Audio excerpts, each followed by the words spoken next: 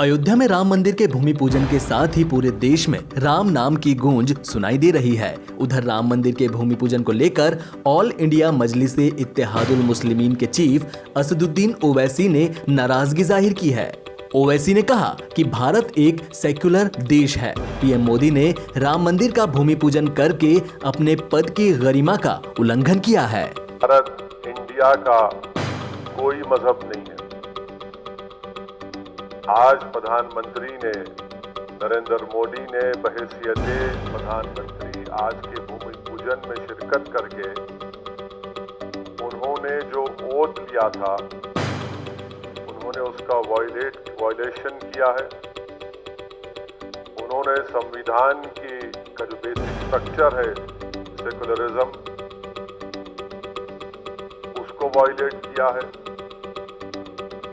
और तीसरी बात यह है कि प्रधानमंत्री का आज के उस फंक्शन में जाना, आज का दिन हिंदुत्व की कामयाबी का दिन है और सेकुलरिज्म की शिकस्त का दिन है। आज का दिन जो प्रधानमंत्री बहैसियत प्राइम मिनिस्टर वहां पर गए, उनके जाने की वजह से आज का दिन हिंदुत्व की कामयाबी का दिन है, सेकुलरिज्म की शिकस्त का दिन है। प्राइम मिनिस्टर ने अपने भाषण में ये कहा, अपनी तकरीर में, अपनी स्पीच में कहा कि देश बड़ा इमोशनल है। यकीनन प्रधानमंत्री नरेंद्र मोदी, असदुद्दीन ओवैसी भी बड़ा इमोशनल है। मैं इसलिए इमोशनल हूं क्योंकि मैं को एग्जिस्टेंस को मानता हूं। मैं इसलिए इमोशनल हूं क्योंकि मैं इक्वालिटी ऑफ सिटीजनशिप को मानता हूं। मैं इसलिए इमोशनल हूं कि 450 साल जिस जगह पर मस्जिद थी, जहां पर मुसलमानों ने नमाजें पढ़ी 22 दिसंबर 1949 तक,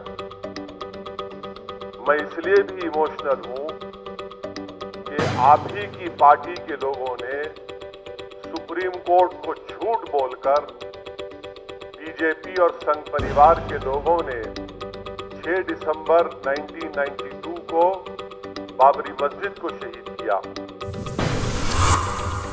अयोध्या में पीएम मोदी के हाथों राम मंदिर के भूमि पूजन को लेकर कर्नाटक बीजेपी की महासचिव ने एक ऐसी पेंटिंग शेयर की है जिस पर कांग्रेस नेता शशि थरूर भड़क गए हैं। पेंटिंग में पीएम मोदी का कद भगवान राम से बड़ा दिखाए जाने पर उन्होंने तंज कसते हुए सवाल किया कि आखिर बीजेपी नेता ने रामचरितमानस के किस हिस्से से खुद को राम से बड़ा दिखाना सीखा है। हालांकि बाद में बीजेपी नेता शोभा करांदलजे ने एक और पेंटिंग ट्वीट की है जिसमें भगवान राम को हाथी पर सवार होकर आते और पीएम मोदी और यूपी के सीएम योगी आदित्यनाथ को उनकी अगुवाई करते दिखाया गया है। बीजेपी नेता के ट्वीट पर शशि थरूर ने हिंदी में तुकबंदी करते हुए तंजिया लहजे में लिखा कि ना प्रेम सीखा है, ना त्याग सीखा है, ना करुणा सीखी है, ना अनुराग सीखा है। खुद को राम से बड़ा दिखाकर खुश होने वालों, तुमने श्री रामचरितमानस का कौन सा भाग सीखा है। कर्नाटक बीजेपी की महासचिव और लोकसभा सांसद शोभा करांदलजे ने जो पेंटिंग ट्वीट की है उसमें पीएम मोदी भगवान राम को उनके मंदिर की तरफ ले जाते नजर आ रहे हैं। पेंटिंग में भगवान राम पीएम मोदी का हाथ पकड़कर मंदिर की तरफ जाते दिख रहे हैं। पेंटिंग में पीएम मोदी का कद भगवान राम से बड़ा दिखाया गया है, जिसके पीछे शायद भगवान के बाल रूप को दिखाने की कोशिश हो। दरअसल मंदिर में भगवान राम बाल रूप में स्थापित हैं, जिन्हें रामलला कहा जाता है। पीएम मोदी ने अयोध्या में राम मंदिर के शिलान्यास समारोह के अवसर पर सभा को संबोधित किया। सभा को संबोधित करते हुए पीएम मोदी ने कहा कि यह दिन करोड़ों भक्तों के संकल्प का सत्य होने का प्रमाण है। आज का ये दिन करोड़ों राम भक्तों के संकल्प की सत्यता का प्रमाण है।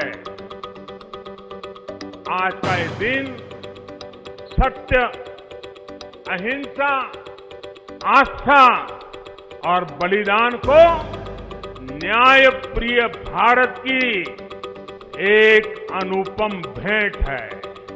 इस मंदिर के साथ सिर्फ नया इतिहास ही नहीं रचा जा रहा है, बल्कि इतिहास खुद को दोहरा भी रहा है। जिस तरह गिलहरी से लेकर वानर और केवट से लेकर वनवासी बंधुओं को भगवान राम के विजय का माध्यम बनने का सौभाग्य मिला,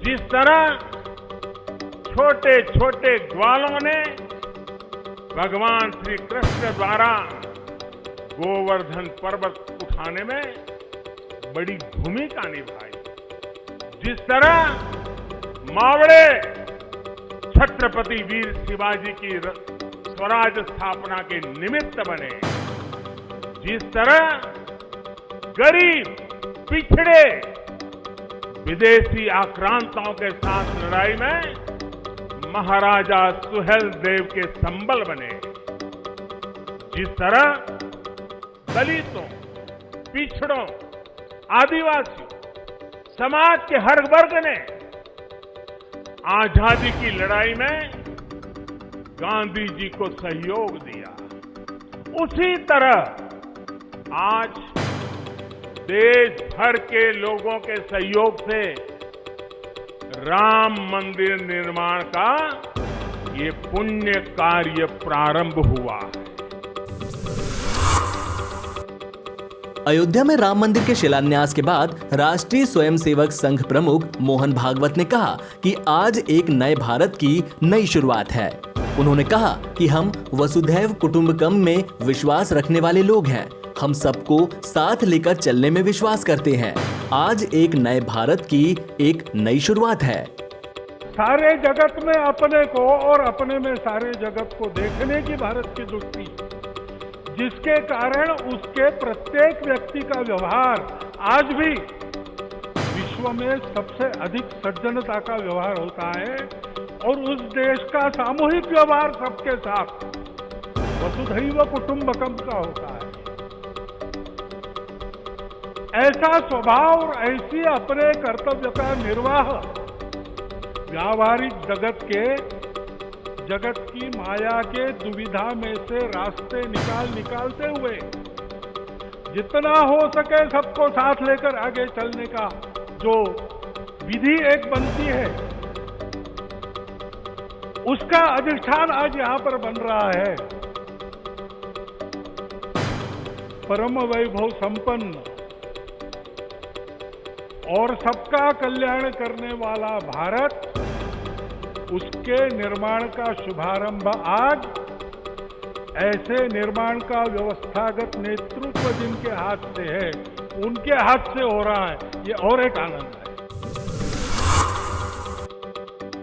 केंद्रीय स्वास्थ्य मंत्रालय ने बताया कि कोरोना वायरस से एक दिन में सबसे ज्यादा पिछले 24 घंटे में कुल 51,706 लोग ठीक हो गए हैं। इससे बुधवार को संक्रमण से ठीक होने की दर 67.19% हो गई और मृत्यु दर गिरकर 2.09% हो गई। मंत्रालय ने बताया कि देश में 12,82,215 लोग संक्रमण से ठीक हो चुके हैं और संक्रमण के मौजूदा मामले से 2 गुना लोग स्वस्थ हो चुके हैं। वर्तमान में 5,86,244 एक्टिव केसेस हैं। यह कोविड-19 के कुल मामलों का 30.72% है।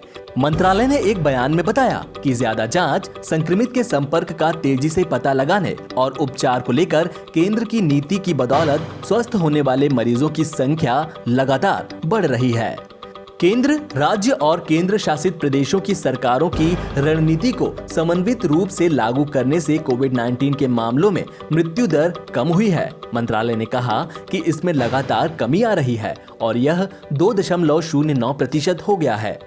मंत्रालय ने ये भी बताया कि सरकारी और निजी क्षेत्र के एकजुट प्रयासों के कारण जांच बढ़ाई गई और अस्पताल के ढांचों को बेहतर किया गया।